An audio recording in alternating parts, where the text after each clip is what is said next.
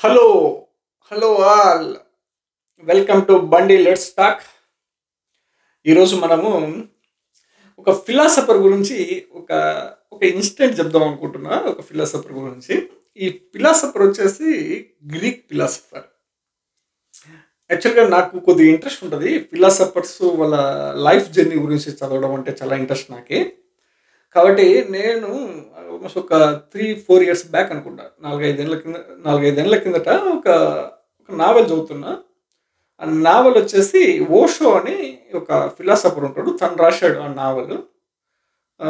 ఆ నావెల్‌లో ఒక జస్ట్ ఒక ఒక ఒక సబ్జెక్ట్.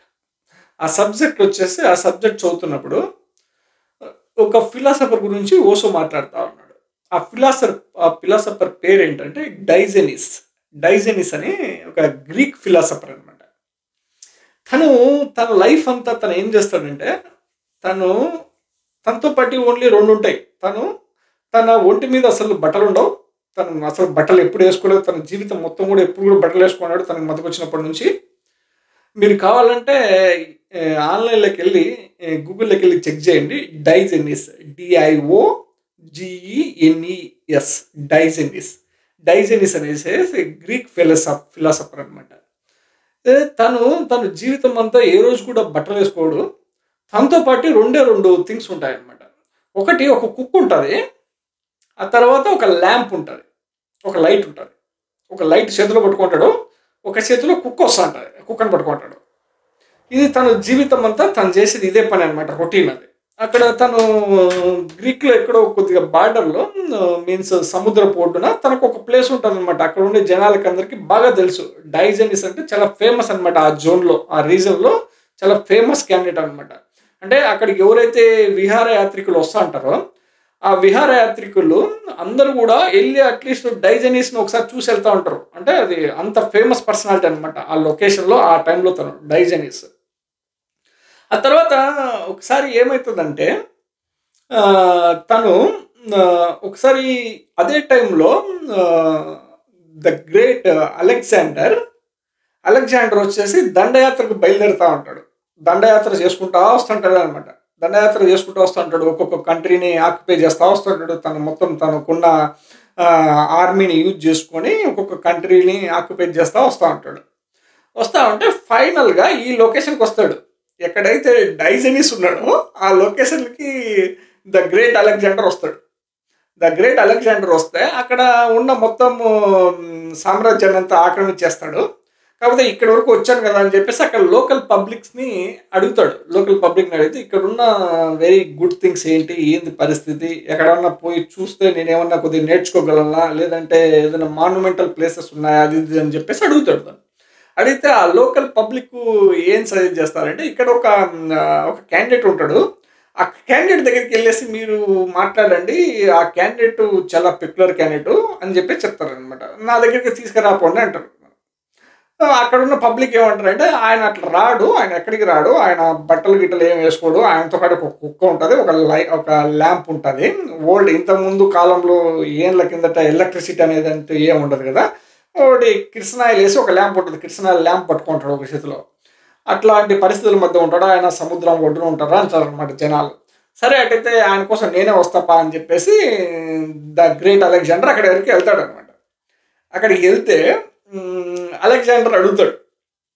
"ఏం నువ్వెందుకు ఇంత ఇదిగా ఉన్నావు? బట్టలు లేకోకుండా ఎందుకు ఈడ సముద్రం ఒడ్డున పడుకున్నావు ప్రశాంతంగా? నీ పక్కన ఒక కుక్క ఉంది. ఒక ల్యాంప్ పెట్టుకున్నావు. ఆహ్, పట్టపగలు ల్యాంప్ ఎందుకు ఎలిగించన్నావు నువ్వు?" అంటారనమాట. అంటే పట్టపగలు కూడా ఎలిగించంటారు ల్యాంప్‌ను.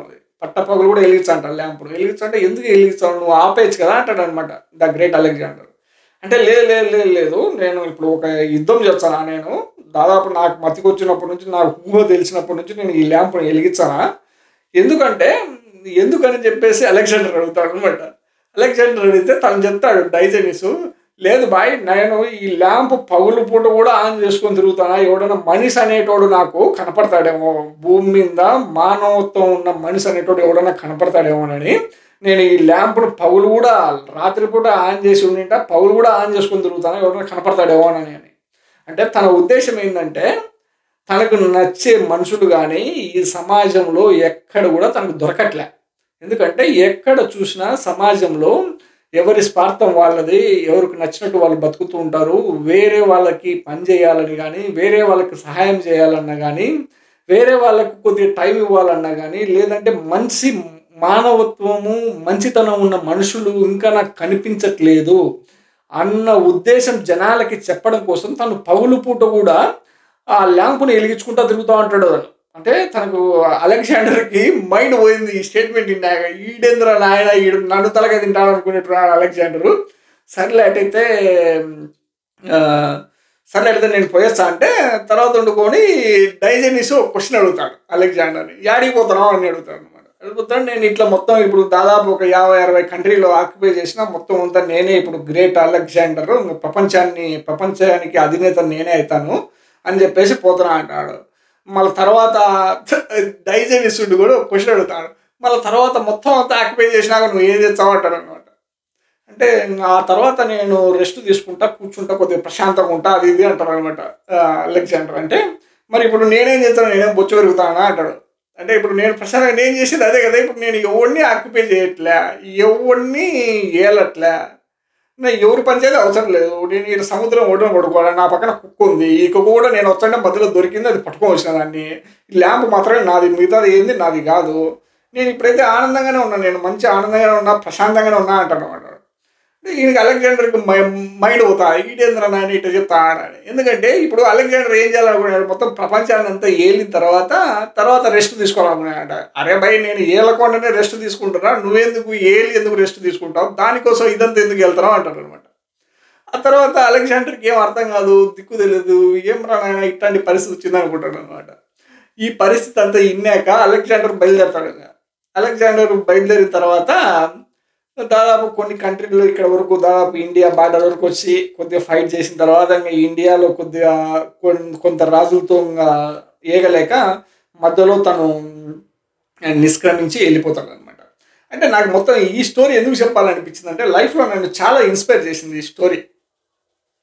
ఈ స్టోరీ డైజెనిస్ ఏంటంటే తను జీవితం అంతా తను పట్టపగలు కూడా ఒక ల్యాంప్ను ఆన్ చేసుకొని ఒక కుక్కను పట్టుకొని తిరుగుతా పోతా అంటాడు. బట్టలు ఉండవు, ఏముండవు. నాకు తెలిసినంత వరకు మనిషి నువ్వు ఇంత దూరం మనం ప్రయాణం చేసి ఎక్కడో పుట్టి ఎక్కడో చనిపోయేంత వరకు విపరీతంగా పరిగెత్తుకుంటూ పోయి ఒక 50-60 ఏళ్ళు పని చేస్తాము. ఇప్పుడు ఇండియన్ సొసైటీలో 60 ఏళ్ళ వరకు రిటైర్మెంట్ అంట. 60 ఏళ్ళ వరకు పని చేసి ఆ తర్వాత రిటైర్మెంట్ అయ్యేసి పడుకోవడానికి నిద్రపోవడానికి మనం ఇక్కడి నుంచి అక్కడ వరకు పరిగెత్తుకుంటూ పోవాలా. నీ అమ్మ వాడు చూడు ప్రశాంతంగా ఏడో చోట ఆకలి వేసినప్పుడు కొంత బూ తింటాడు, ఆ బూ ఎవడోడు పెడతాడు, బూ తింటాడు. ఆ సముద్రం ఒడ్డున నీళ్ళు ఉంటాయి, చల్లగా ఉంటుంది, పోయి పడుకుంటాడు. ఎవని పెళ్ళి పెటాకులు గిటాకులు ఏంటి లేవు, పంచాయతీ లేదు. సక్కా నిక్కర్ వేసుకోవాలన్న తాపత్రయం లేదు, యా సక్క వేసుకోవాలా యా నిక్కర్ వేసుకోవాలి, దాని సెలెక్షన్ ఎట్టుండాలన్నది అసలు లేదు. ఎందుకంటే ఆయన సక్కా నిక్కరే వేసుకోడు. కాబట్టి ఓన్లీ ఇంకా దీపం ఒకటి ఉంది, దాని కిరసనాయలు ఎవడో ఒకటి పోచ్చా అంటాడు, ఆ కిరసనాయలు వెలిగించుకొని తిరుగుతా అంటాడు. తర్వాత కుక్క ఒకటి ఉంది, ఈ కుక్కకి ఎవడో ఒకటి కొంత బూ పెడతాడు, ఆడికి వచ్చిన వాళ్ళు చూడడానికి వచ్చేవాళ్ళు పోయేటోళ్ళు, లేదంటే ఇసి పెడతాడు, అదే తిని మళ్ళీ ఈయన దగ్గరికి వచ్చాది. ఇట్లాంటి పరిస్థితుల మధ్య హ్యాపీగా జీవనం ఉందాయి, తను జీవనం కంప్లీట్ చేసుకుపోయేట్టున్నాడు. నాకు తెలిసినంత వరకు ప్రపంచంలో ఇంతకు మించి హ్యాపీ మనిషి ఇంకెవడు కూడా ఉండడు నాకు తెలిసినంత వరకు ఈ భూమి మీద. నాకు తెలిసి ఒకసారి అందరూ చూడండి మీరు డైజెనిస్ ఫిలాసఫీ, మీకు చాలా బాగుంటుంది నాకు తెలిసినంత వరకు. ఇంకా నేను అప్కమింగ్ వీడియోస్లో ఇంకా కొన్ని డైజెనిస్ కొన్ని కొటేషన్స్ ఉన్నాయి, చాలా బాగుంటాయి. ఆ కొటేషన్స్ గురించి కూడా మాట్లాడతాను. ఇప్పటివరకు ఈ వీడియో చూసిన దానికి మీ అందరికీ ధన్యవాదాలు. Please try to subscribe my YouTube channel Bundy Let's Talk. Have a nice day. See you in next video.